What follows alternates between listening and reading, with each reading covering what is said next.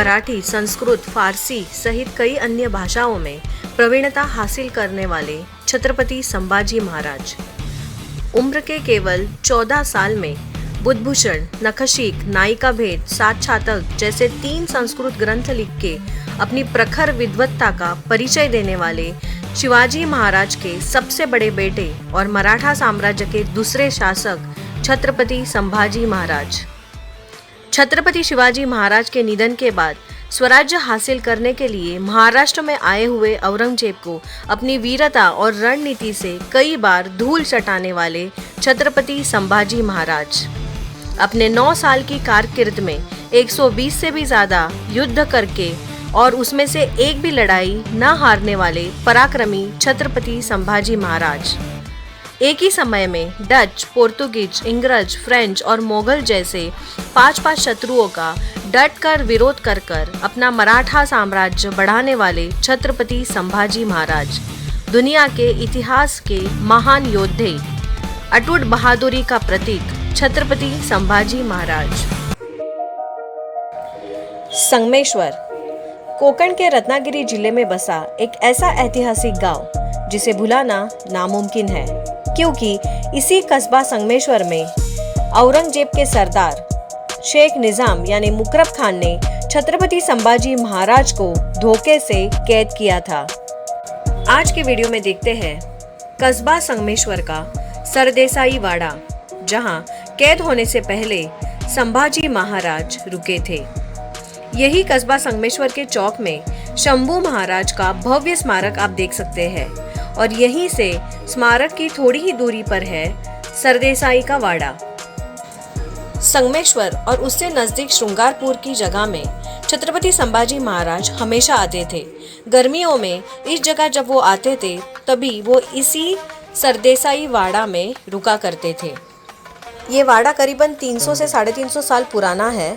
ये वाड़ा जो पुराना वाड़ा था, पुराना समय, वो काफ़ी बड़ा था, मतलब आप अंदाज़ा भी नहीं लगा सकते इतना बड़ा वो वाड़ा था। पर अभी आप जो देख रहे हो एक छोटा सा पार्ट ही बचा है, बाकी सब उसके पार्ट है, जो स्ट्रक्चर है वो गिर चुका है, लिटरली अभी खंडर बन चुका है, क्योंकि यहाँ सालों से कोई नहीं रह रहा है। संभाजी महाराज को पकड़ने के बाद ये वाड़ा पूरा जलाया गया था और इसके लिए ये पूरा खंडर बन चुका था, कुछ नहीं था यहाँ पे। बाद में 1835 के आसपास ये वाड़ा फिर से बांधा गया, पर वो भी आधा ही बांधा गया है। पर आप यहाँ पे बहुत सारा फाउंडेशन दिखाई दे रहा है हमको, कुछ अवशेष, वो देख के हमें ये अंदाज़ा लगा सकता है कि वो समय पे ये वाड़ा कितना बड़ा होगा। बहुत सारे लोगों का ये कहना है कि संभाजी महाराज को इस वाड़े के अंदर कैद किया गया था, पर यह सच नहीं है। इसी वाड़े के पास एक नदी है जिसके किनारे संभाजी महाराज को पकड़ा गया था। आइए जानते हैं कि ऐसा क्या हुआ कि छत्रपति संभाजी महाराज को मुगलों ने धोखे से कैद कर लिया। क्योंकि संभाजी महाराज इतने शूर थे, इतने वीर पराक्रमी थे कि उनको युद्ध में हराना किसी के भी बस की बात नहीं थी, इतने शूर थे वो। पर अपने ही गद्दार हुए और धोखे से संभाजी महाराज को उन्होंने पकड़ा दिया। कौन थे वो गद्दार? वो थे संभाजी महाराज के साले, यानी उनकी पत्नी येसुबाई के भाई गणोजी शिर्के। संभाजी महाराज जब पनाहगढ़ से रायगढ़ की तरफ जा रहे थे, तभी जब वो ये वाड़े पे रुके थे तो ये खबर गणोजी शिर्के ने कोल्हापुर में बैठे मुकरब खान को दी थी कि वो कहाँ पे है और उनके साथ कितनी फौज है। ये खबर पनाहगढ़ में बैठे मुकरब खान को मिली और वो अपनी 5000 की फौज लेके संगमेश्वर की तरफ रवाना हुआ।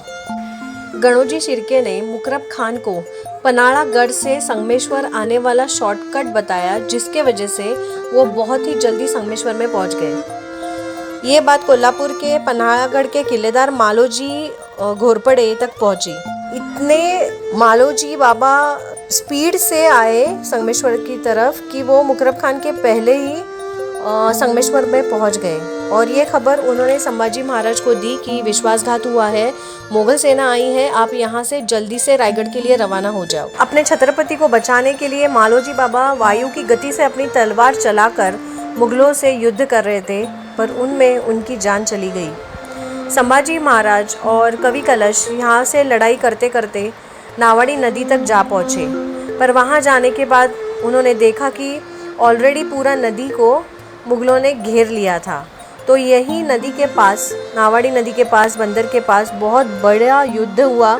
करीबन 28 घंटों तक संभाजी महाराज वायु की वेग से लड़ते रहे, पर आखिर में मुगलों ने संभाजी महाराज को यहीं पे कैद कर लिया और यहाँ से कैद करके संभाजी महाराज को बहादुरगढ़ में औरंगजेब के पास ले जाया गया।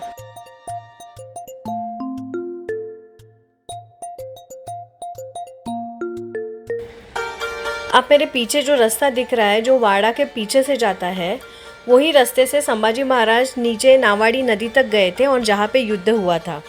और इसी रास्ते से अगर हम जाते हैं नीचे तो हमें कुछ प्राचीन महादेव के मंदिर दिखाई देते हैं। बहुत खूबसूरत है, पर अफसोस ये बात का है वो बहुत ही बुरी अवस्था में है, क्योंकि संभाजी महाराज को कैद करने के बाद वाड़ा तो जला ही था, पर उसके साथ साथ इन मंदिरों को भी नुकसान किया था और मंदिर के बहुत हिस्से तोड़े गए थे।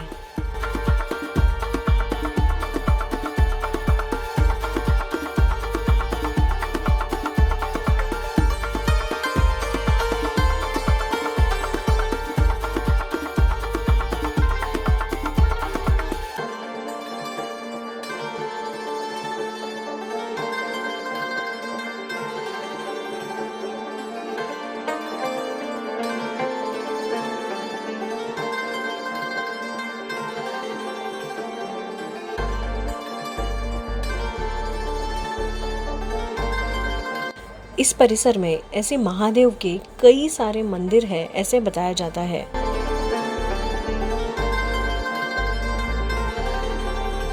यहाँ के सभी मंदिर महादेव के हैं और इस मंदिर का स्ट्रक्चर और कार्विंग बहुत ही सुंदर है, पर अफसोस इस बात का है कि इस मंदिर के सामने हर एक नंदी का सर काटा गया है।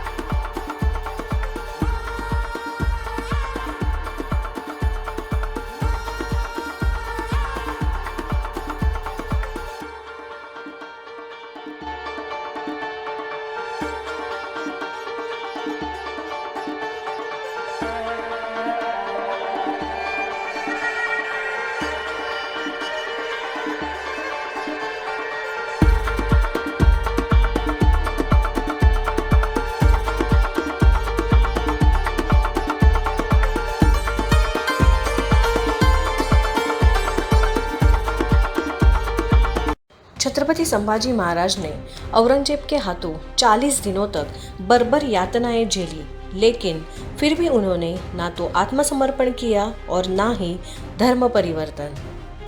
उनका बलिदान आज भी पीढ़ियों को धर्म और न्याय के लिए खड़े होने के लिए प्रेरित करता है। एक नायक की विरासत सिर्फ जीती गई लड़ाइयों में नहीं होती, बल्कि उस साहस में भी होती है जो पीढ़ियों को प्रेरित करती है।